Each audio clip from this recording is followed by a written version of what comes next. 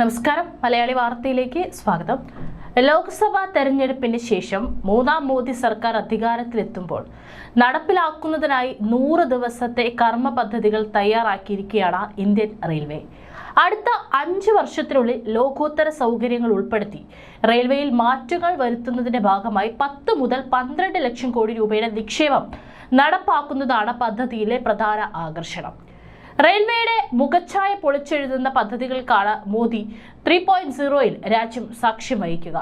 24 മണിക്കൂറിനുള്ളിലുള്ള ticket refund scheme, railway സൗകര്യങ്ങൾ അറിയിക്കുന്ന സമ്പൂർണ്ണ ആപ്പ്, സ്ലീപ്പർ വന്ദേ ഭാരത് ട്രെയിനുകൾ എന്നിവ ഉൾപ്പെടെ യാത്രക്കാരെ ആകർഷിക്കുന്ന വിവിധ നടപടികളാണ് റെയിൽവേ ഇക്കുറി ശ്രദ്ധ കേന്ദ്രീകരിച്ചിരിക്കുന്നത്.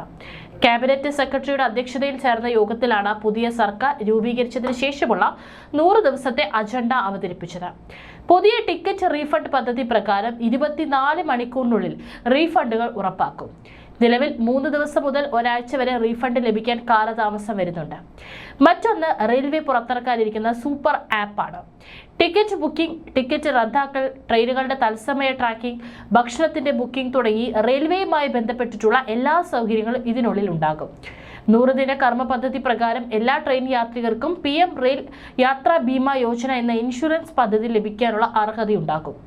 100 കിലോമീറ്റർ താഴെയുള്ള റൂട്ടുകളിൽ വന്ദേ മെട്രോ, 100 മുതൽ 550 കിലോമീറ്റർ റൂട്ടുകളിൽ വന്ദേ ചെയർ കാർ, 550 കിലോമീറ്ററിനുള്ളിൽ കൂടുതൽ ദൂരമുള്ള റൂട്ടുകളിൽ വന്ദേ സ്ലീപ്പർ എന്നിങ്ങനെ 3 വിഭാഗങ്ങളിലായി വന്ദേ ഭാരത് ട്രെയിനുകൾ അവതരിപ്പിക്കും.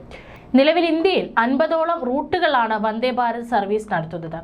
2029 ഏപ്രിലോടെ അഹമ്മദാബാദ് മുംബൈ ബുള്ളറ്റ് ട്രെയിൻ പ്രവർത്തനം ആരംഭിക്കും.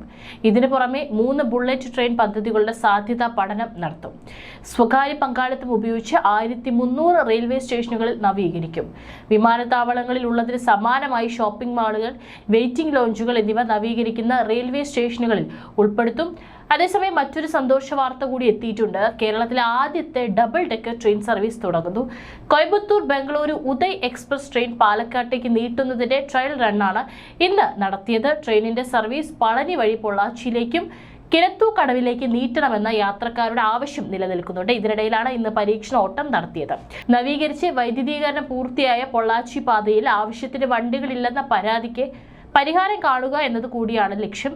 ബംഗളൂരിലും സമീപ പ്രദേശങ്ങളിലും ജോലി ചെയ്യുന്ന കിണത്തൂ കടവിൽ നിന്നുള്ള ITS പ്രൊഫഷണലുകൾക്കും പൊള്ളാച്ചി ഉദുമൽപേട്ട പളനിയിൽ നിന്നുള്ള കച്ചവടക്കാർക്കും ഇതിന്റെ ഗുണം ലഭിക്കും.